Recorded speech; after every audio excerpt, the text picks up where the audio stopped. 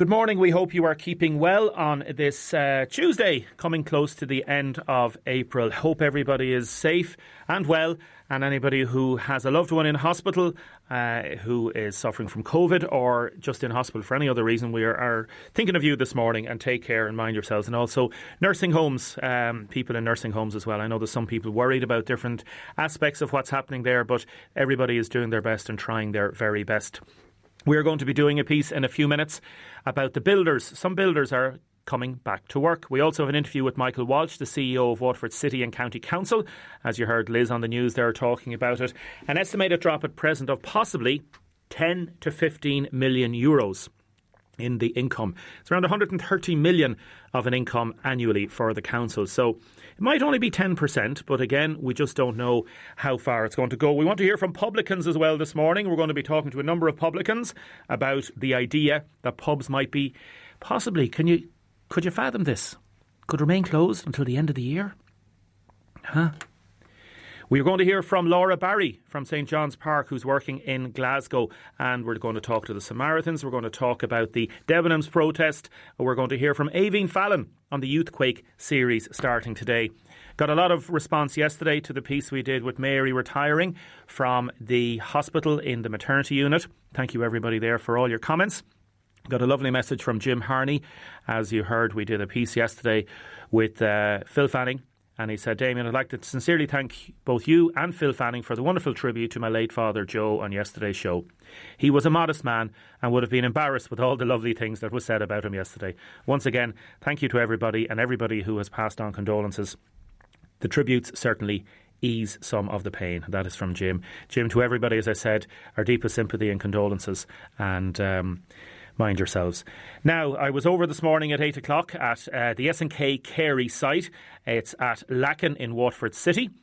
There are two sites. One is Knight's Grange in Lacken in Waterford City, and the other is Na Farnoiga in Ballin Road in Dungarvan, Nevin Construction.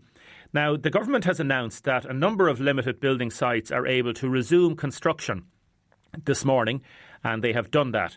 So you're going to hear from Liam Carey and from Tony, and also from safety advisor Robert Blackmore. The reason the government has said that some limited building sites can resume construction is that they're social houses. So they're social housing. So they say once the conditions are adhered to, safety, health and safety, and these extra conditions, then they can build these houses because there's people on the waiting lists. So that's what they're saying. It will bring up questions, obviously. Maybe it's a phased return. Maybe people are going to say, well, OK, if we can start it here, then other building sites may well resume. So there could be a possibility government are doing this just on a phased basis to see how it works. So I went over this morning and I spoke first with Liam and the foreman, Tony. Liam, it's great to be back. Yeah, it's good to be back working. Yeah, we've been off for 3 weeks now, and it's nice to be back. Nice to be back, get a bit of normality back into life. A lot of restrictions and that on site, but we'll manage all that. It's just nice to be back doing a bit of work. Tony, tell us, how many are here approximately? There's 15 here with us today. 15. We reduced it from 25 to 15 to allow for social distancing. And what's the story with how many houses are to be completed here? There's 6 apartments and 2 houses to be completed by the end of May. This is part of the government's thing to saying that it's essential to get these houses done, Liam. Yeah, well, they're looking they're in a bad way for housing, and I suppose it's going to help. It's going to help with the whole COVID situation. You know, if there's people living on top of each other and they can house people, it's all going to help.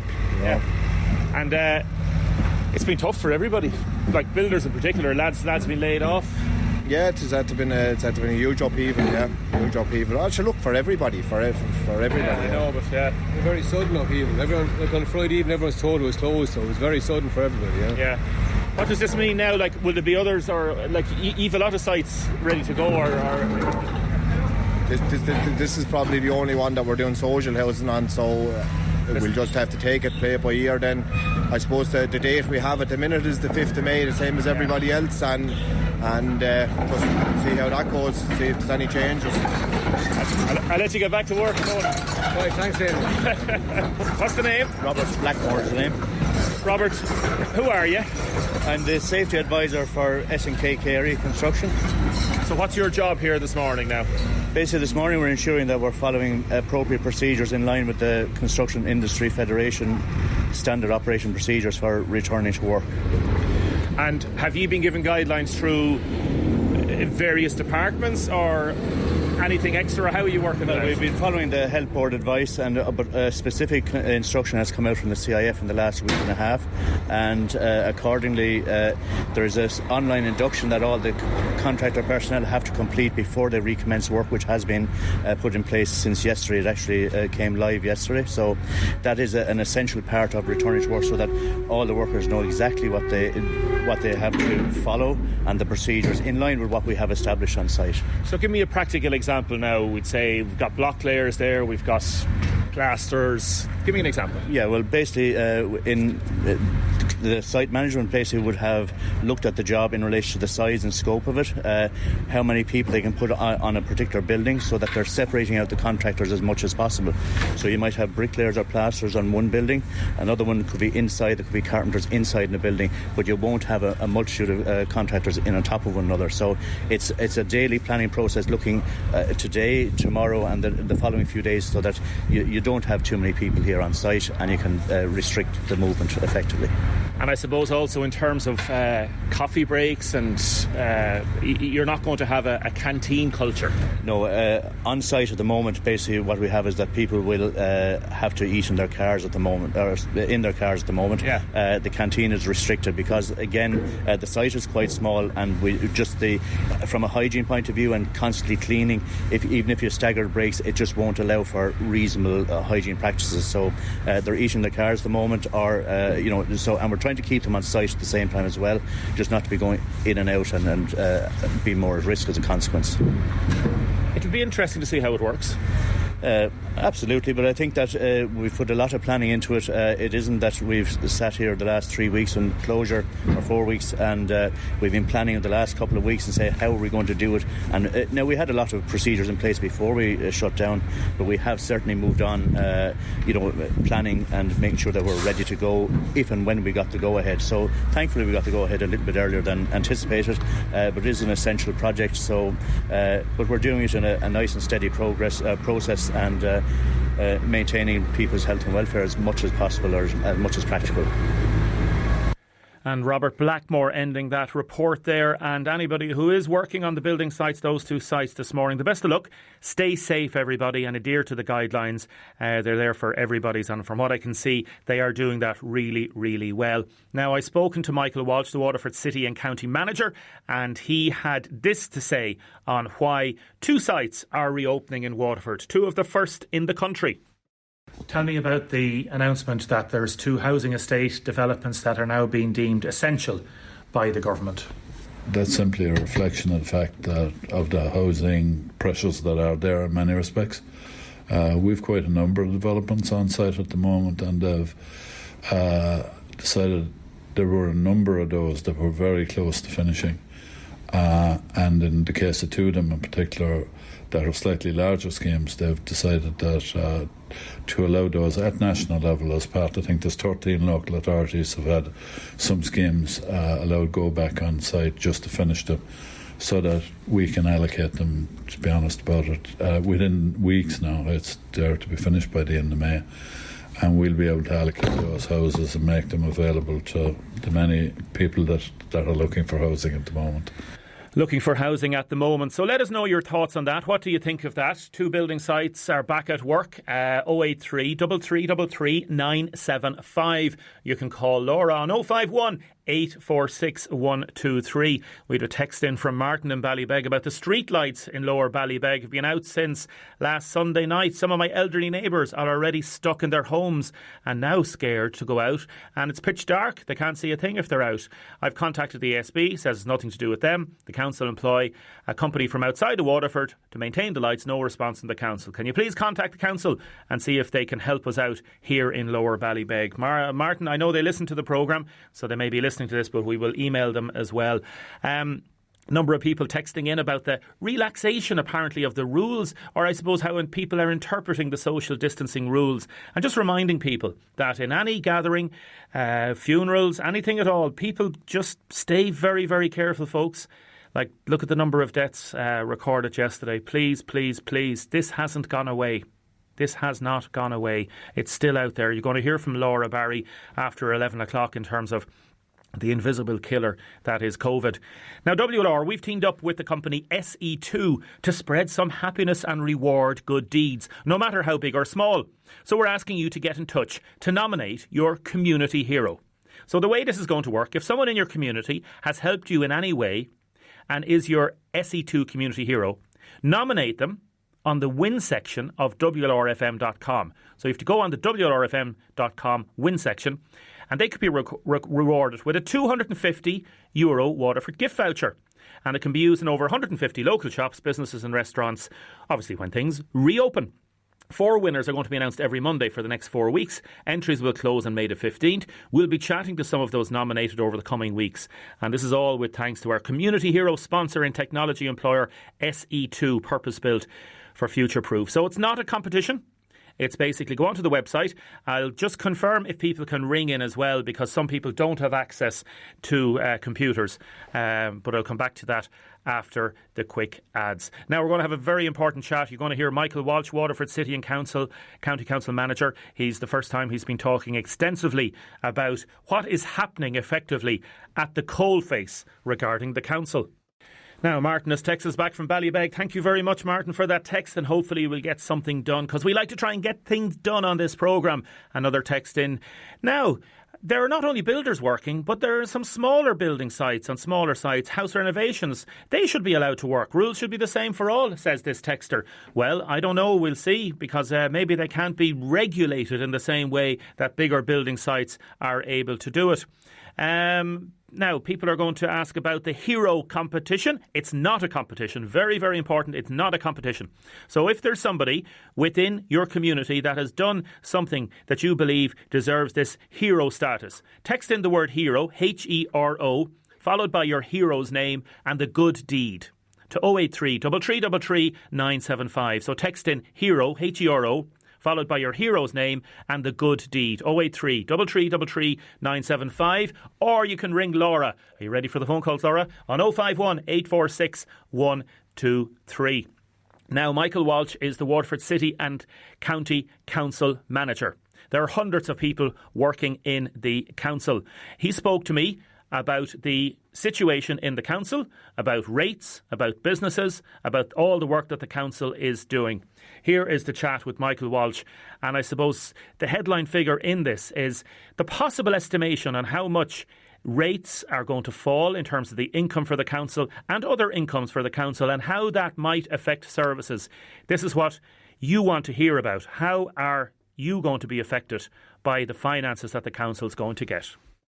How many staff do you have in the council here? How many are under your guise? We've about 850 or something of that nature, over 800 anyway, right across city and county, obviously, and they vary. There's probably about 350 of those indoor staff and maybe 500 or so out there. Yeah, they're the type of numbers in combination. And how is everybody doing? They're doing okay. Look, we've very changed circumstances, obviously. We've a variety of different mechanisms whereby we have, I suppose, just to comply with government policy generally, we've remote working from home for those people that can. We have still quite a number of people in service per se. We would have about 100 that have been deemed non-essential, is the way I describe it, and they've gone on to the redeployment list, some of them being redeployed to the HSE and elsewhere at the moment. And then we have others who are either on call or on roster duties right across. You'll see that with some of our outdoor staff, for example, where we're only doing core road maintenance, we're only doing core housing maintenance, and then we've limited roster cleansing because we haven't got the demand on it. Yet for all that, we then have things like the community resilience piece, where other areas where the community call initiative, for example, in terms of the helplines and otherwise, where we have quite a number of people actively working on that. We're going 8 to 8 sort of on a rostered shift system there. So in the whole, we're about over 500 and something versus the 800 and something that are actually working full-time in a way. Have you had to put anybody on the COVID payment? It doesn't apply. The reality of what's happening at the moment is that people are required to register for a redeployment list, and they're required if and when so instructed, to actually redeploy to other agencies. I suppose the HSE being the primary one. At the moment we've had limited call on that, and I think that's a good thing, because I think that would have very much depended on the surge that everybody was talking about happening. As a consequence, I'd say we've 5 or 6 people that are involved, actively gone, redeployed, working with HSE. There's about another 15 or 20 to start this week. The numbers are low as of yet, but and hopefully they'll stay low, because it's for those reasons. Like, is everybody working within the council? Let's put it like that. Absolutely. Since day one, we've been trying to maximise, number one, business continuity. Anything that we can get done, we're still trying to get done. The vast majority of our services, in one form or another, there's some element of them being done, with possibly a few exceptions, but in the generality, we would be seeking to keep things moving in any way that we can. You know, that varies. We've a mad number of business streams in some respects. That's what differentiates, I think, local government from everything else. But yet the vast majority of the activities. So you may not see it, but something like mortar tax or any other number of areas, there's a heap of it. Still get your service, you'd still get everything, except the difference is it's either online or post at the moment, but the people are in the office doing that type of stuff. So whether it's housing allocations, whether it's engineers working on contract jobs, or other, they're continuing to do the design, continuing to, I suppose in a sense, keep ourselves ready in many respects, that when things open up again, that we're ready to for some element of recovery or to move on again. How has the financial situation of the council changed? Like,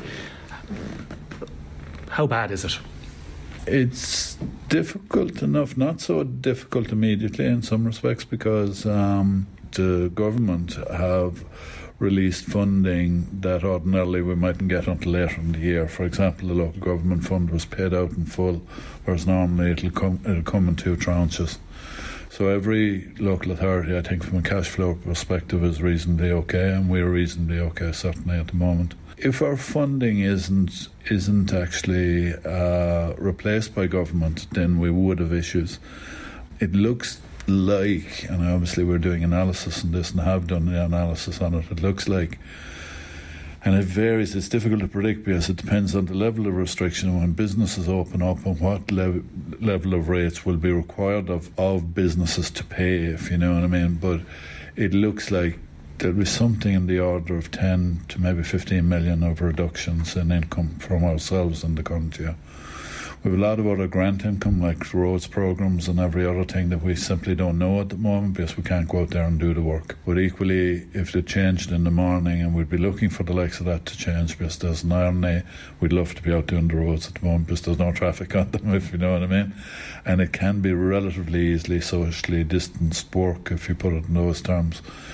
We're not under pressure in terms of the next month or 2 or 3. As you're saying, Michael, things are okay at the minute. Yeah, no, the reality is, look, we're going to be under pressure, and there's going to be a significant drop in income rates, probably being the biggest one, because patently we collect nearly 30 million in rates annually. How much of that we can collect? There's a risk of over 10 million of that in the current year, no matter, and that depends on how long it goes on for, in terms of people not being actively operating in business, and equally what type of discretion that government ultimately are going to give them. You could be looking at around 10 million minimum, maybe. Yeah, that's the reality. And we've other income drops as well, the likes of parking and other things. And then I suppose government grants are the other biggest part in some respects of our and certainly we're getting those at the moment, and we'd hope to continue to get them because a lot of our work, like I said, the roadworks programmes and other things like that are done directly on foot of government grants. The issue is, if government replace that money, we'll be doing business as usual if we can get back to doing business as usual. If not, we'll have to be considering with the council, reductions in service in the current year. We're hoping that won't be the case, obviously. But we haven't got that answer as of yet, and I think if we're being realistic, we won't have it until the new government possibly is elected or put in place. Local government won't necessarily be a priority for it, but it'll be one of the issues that they'll want to get sorted, certainly over the next couple of months. Yeah, I couldn't but see that they'll want to give clarity to business here, because I think the issue, whatever about clarity to us as local government, I think the greater issue will be trying to give as much support and clarity to business as they possibly can. Every one of us, be it at local government level or national level, are only too well aware of the consequences to business, generally speaking, of this crisis. We'd be very worried about our town centres, our city centres, all of that. We're only too well aware of the trauma, phenomenal trauma this is in terms of businesses trying to sustain themselves and somehow. And look, I think we'll be engaged. We are already, in terms of the local enterprise offices and otherwise, engaged at trying to help businesses sustain themselves, somehow get out over this hill. There's going to have to be new ways of thinking to do this effectively, won't there? Yeah, I think at a certain level, I think there's not only a new world order. I don't think things will ever be quite the same as they were. I think that's true for some elements of business. I think it's true for our business in terms of local government and otherwise, because behavioural changes, and there'll be other things here that change that won't reverse, won't necessarily go back to where they were before. So I think it does require new thinking, and I think this is unprecedented, I've no doubt about it. I think, to be fair, in terms of government and otherwise, their responses does fare, and I'm not representing government in any respect, the whole political system, leave out government, society. I think the responses here have been equally unprecedented, because they've said, look, we're going to do as a society the best we can to support everybody here. A lot of those measures, people might think they're too little or too much, but you'd have to accept they're completely unprecedented, having 1 million people under state support, for example, at the moment. So in terms of specific things that you can say to business people now, or to anybody out there, there's not really anything else we can say in terms of what might happen. No, we don't know, but that will be a matter for government to decide, I would think, and I would be surprised if they'll allow that decision to go for too long. What they've said to date is that they're deferring it until the end of May. I'd be very surprised if towards the end of May they won't be given far greater clarity around that. We'd obviously be seeking it, because we need to be able to tell people what the story is and to engage with people around their accounts. So we'll be pressing equally on our side of things to get those responses and that clarity. And I'd be comfortable enough that will come, albeit I think there will be some elements in business you won't quite know what the impacts are still going to be. Is this going to go on for a bit longer, I think, for some businesses than it will for others. And where does that leave projects such as the North Quays? Where it leaves them at the moment is that we're continuing to do everything that we can to keep them moving and to keep them in the pipeline and ready to go in many respects. Have you heard from the developers? Yeah, we'd be in ongoing contact, I can assure you, with the developers. I think the way I'd put it is that it's very difficult to expect any businesses at the moment to look beyond the here and now. And if I was then saying, and that applies to the developer of the North Quays, or applies to everywhere, everybody has to look to sort of keeping themselves alive at the moment. That's just the way where every single business that I'm aware of anyway is. I think where you come to in a few months' time is a slightly different thing, because at some point again business starts looking forward, if you know what I mean. And once you start looking forward, that's where the decisions in terms of these things will be made. I'd be satisfied enough that, like what I'd be saying very clearly to people from the local authority perspective here, our absolute corporate priority is to get the North Quays into development. And we'd be giving it that heft and the weight of the corporation that is our Waterford City and County Council to make that happen. Has this made it more difficult? Yeah, for sure. There's no point in saying otherwise, no more than it has for every other enterprise or business. It has made it more difficult, but yet it will remain our corporate priority. It might alter the shape of it a little bit if necessary. We're still satisfied that there are certain elements there in the North Quays that are attractive for investment, and it's in that context we'd be working, that there is capital out there looking for decent homes, is the way I describe it. There is, I still think that we can construct something that can work here and be different. Like I said, the nature and the shape of it might change a bit, but I think if we were gone a few months' time where, like I say, people are starting to look forward, where there's some line of sight as to what the future looks like, then I think we'll be in a different place, and it might be easier to give a clearer answer. But like I say, we're absolutely committed to making sure that redevelopment of North Quays happens. But for example, the relocation of the train station, we're talking about certain departments between them, 20, 30 million. Money like that, is that definitely going to come? So does that, in other words, there may be, I know the commitment is there corporately, but in terms of how things might play out, I can't say with absolute certainty that money is going to come. What I do know is, and I think it's been stated, I think Pascal Donoghue, for example, as Minister, has stated very clearly that Project 2040, as in the capital plan, is going to be absolutely critical for Ireland in terms of recovery here. That's very good news from our perspective in terms of North Quays and other things as it happens, because what that means, if at a national level they adhere to that, that means that the funding is there in terms of the funding lines are there to do this type of work. And in terms of stimulus, which is what they'll be seeking to achieve, we would view that the projects we have designed, lined up and are shovel ready, which is far more than many others would be, that they are the perfect stimulus for Waterford post COVID-19, if you want to put it in those terms. So that'll be the message we'll be conveying very seriously.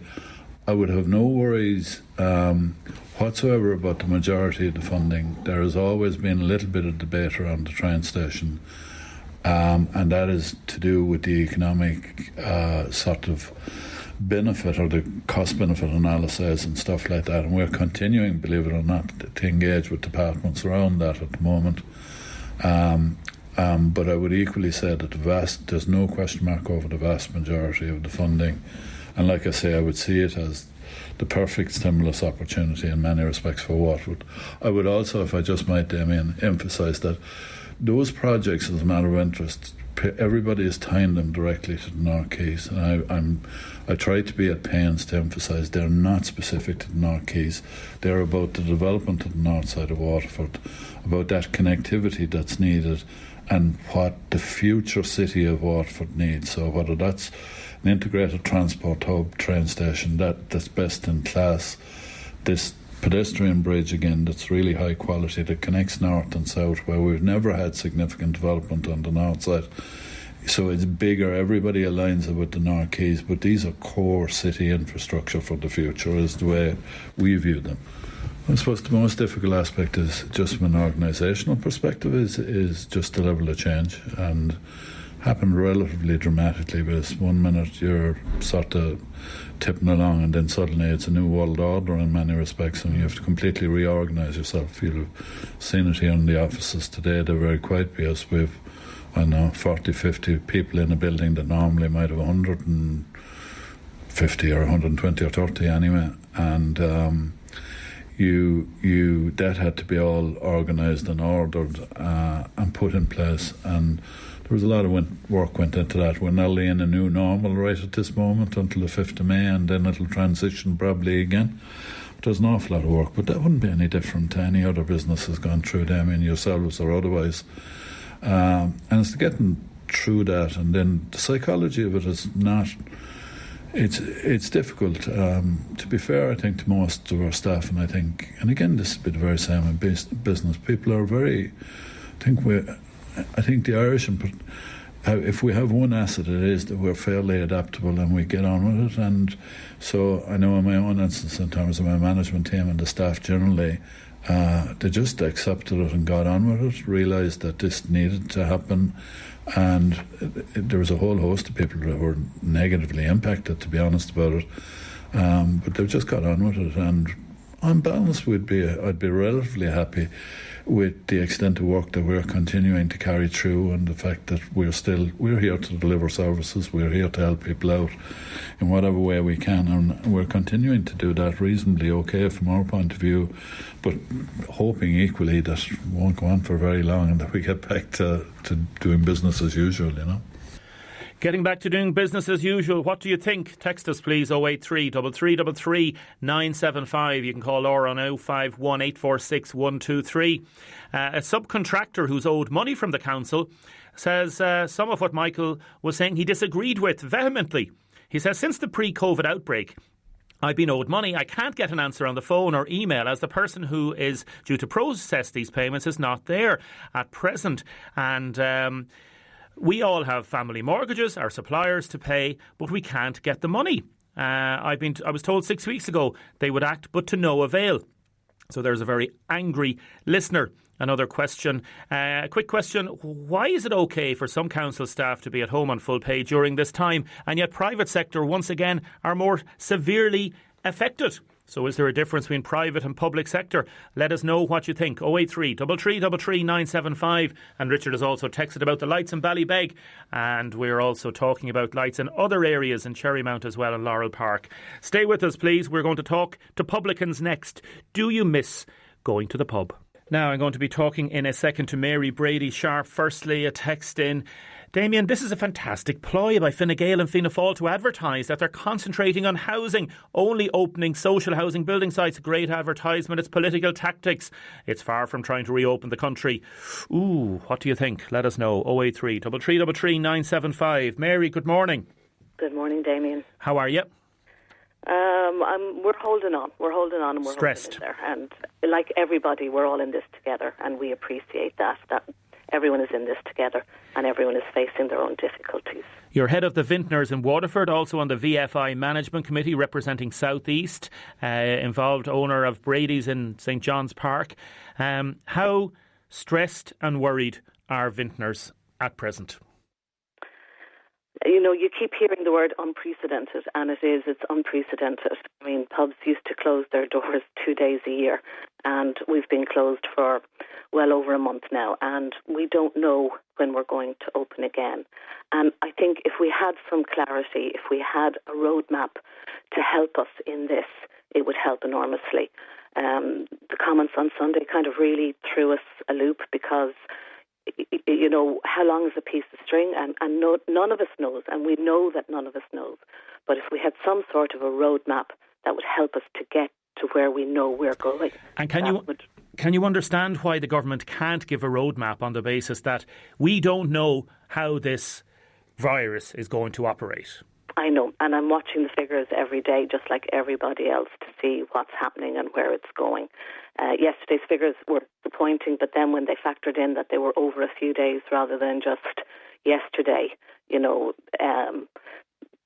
that made a bit more sense. And I thought it was just wonderful to see that lady leaving hospital yesterday, and things like that give you great hope that we will overcome this. Yes. And that, you know, there will be a new normal for a long time. We know there will be a new normal for a long time. OK, so let's put a bit of meat on the bones on this. How many pubs are there in Waterford City and County, do you know, Mary? 143 members of the Vintners in Waterford City and County. OK, there may be a few more that aren't members, but the vast majority are. Would that be right? Yeah. Would be. OK, let's say 150 pubs. How many of those do you think will not reopen? You see, we're a broad church, Damien. You will have some small isolated pubs that might open in the evenings. You will have full-on open from 10:30 until maybe doing late bars at night time. You will have pubs that are very, very focused on food. You'll have areas in tourism, and their season is very short, and they need to shore up profits by the end of September to get them through to the next year. So if you put all those subcategories together, you can see maybe where the most vulnerable pub is at the moment. And a pub that might have been very, very viable this time last year could really be feeling very exposed this year. So the answer is there will be casualties, I believe. But I believe that if there is support for us to help us get through this, then, you know, we will do our best to keep going. Okay, what sort of support would you be looking for? Would you like to see an extra 50 cent on the price of a pint, which would go towards keeping the pubs open, or what would you be talking about? Personally, I think a grant. I think a grant. We will need working capital to get back on track. The day we closed our doors, I paid what bills we could pay. There are bills still outstanding. And when I get back to work, I'm going to have to work towards paying those people. So for me to get a loan from the bank and maybe pay it at 7 or 8% when I'm not allowed to have as many people in the pub, that's going to be very, very difficult. The initial few months trading when we get back to work, that's going to be very difficult. So I would like to see something maybe like in the UK where you can get a grant at near to 0% and you can use that then to trade through. And it's to trade through. If we could get some help with VAT, if we could get some help with rates, things like that, practical things to help us get through it. But an idea of when that will be is also very important to the members. They're stressed over this. They're incredibly stressed over this. They're trying to, take care of their business, take care of their staff, take care of their customers. We have deep relationships with our customers, and we them.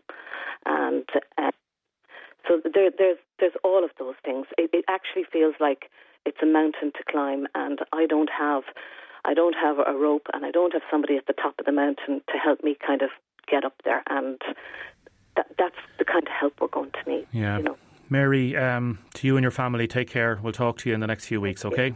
Okay. Take care. God bless. Mary. Take it easy. Mind yourself. Mary Brady Sharp. What do you think?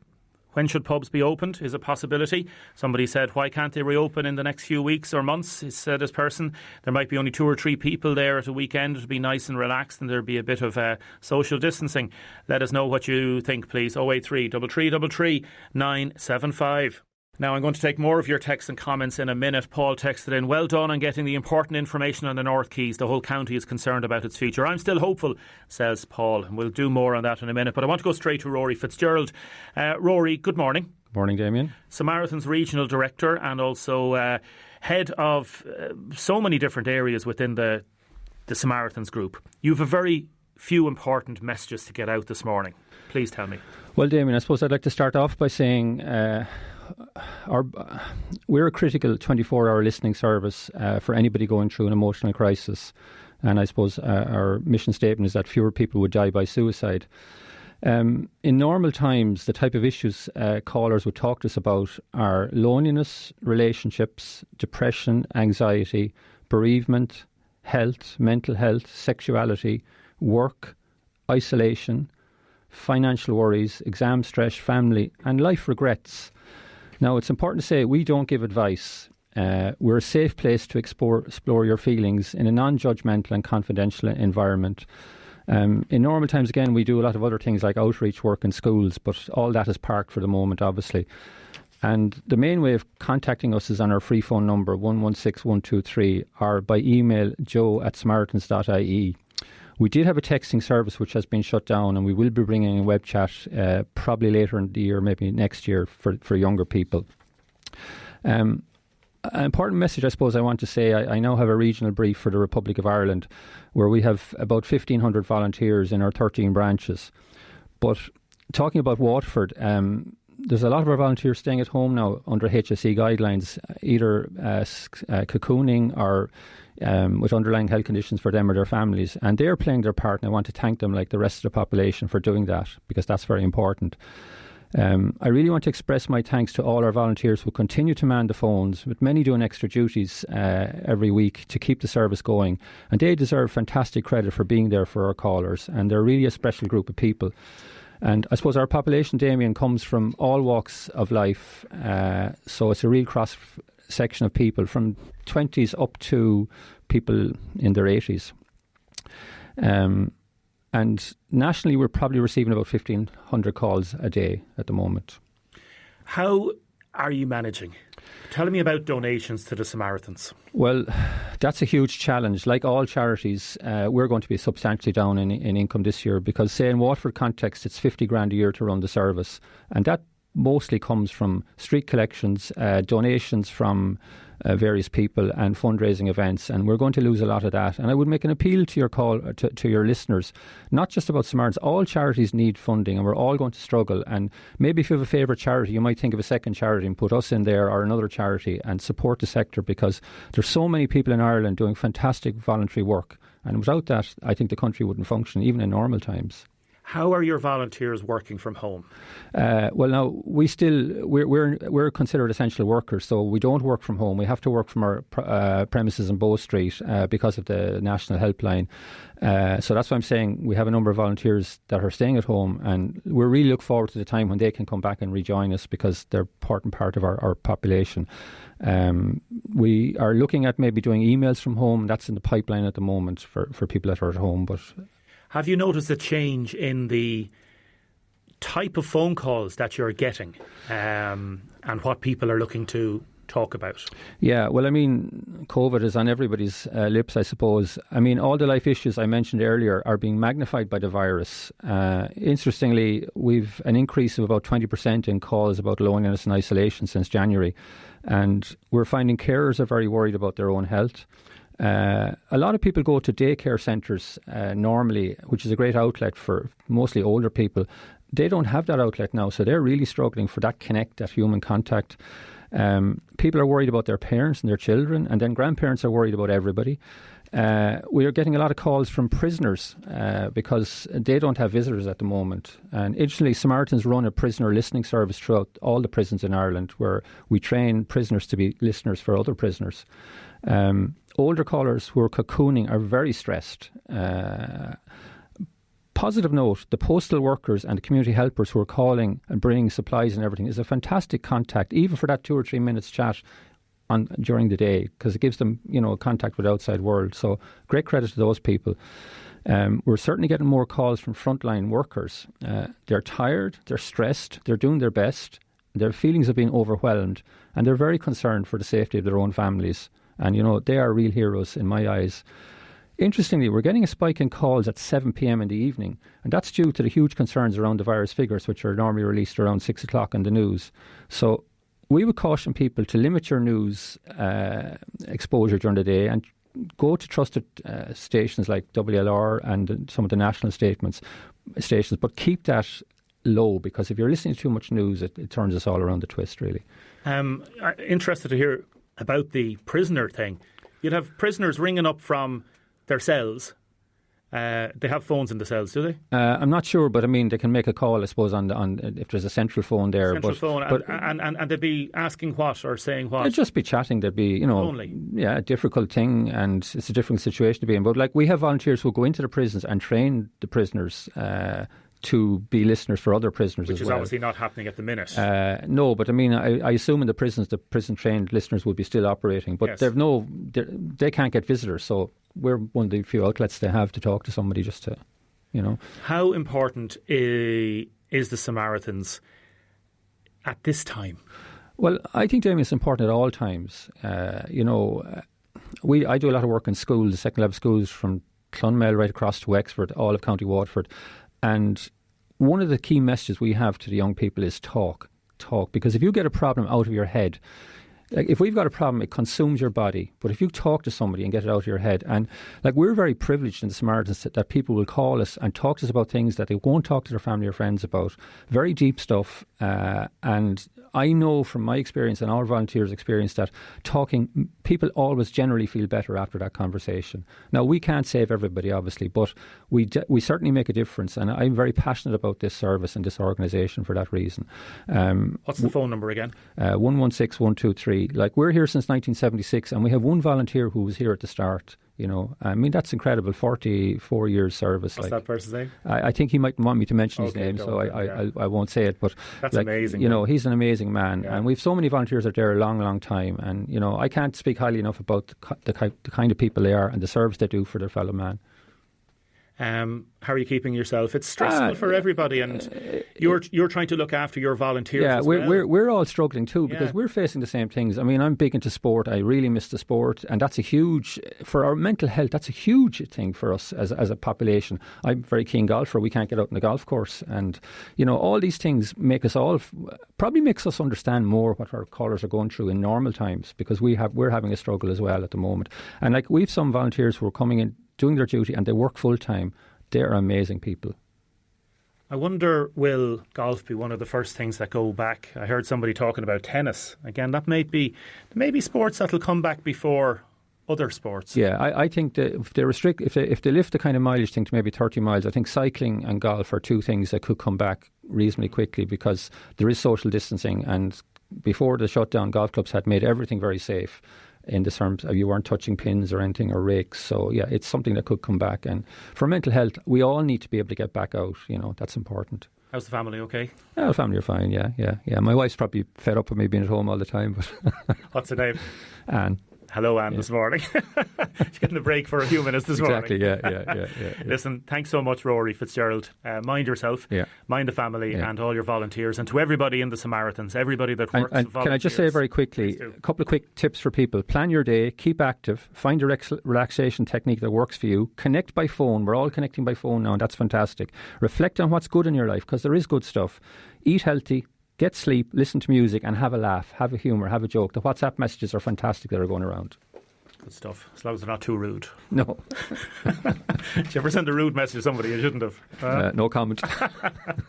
Rory, take care. Thank you. And genuinely, to everybody in the Samaritans, all the volunteers, 116 123, 116 123. Yep. Rory Fitzgerald, thank you very much. Thank you, Damien.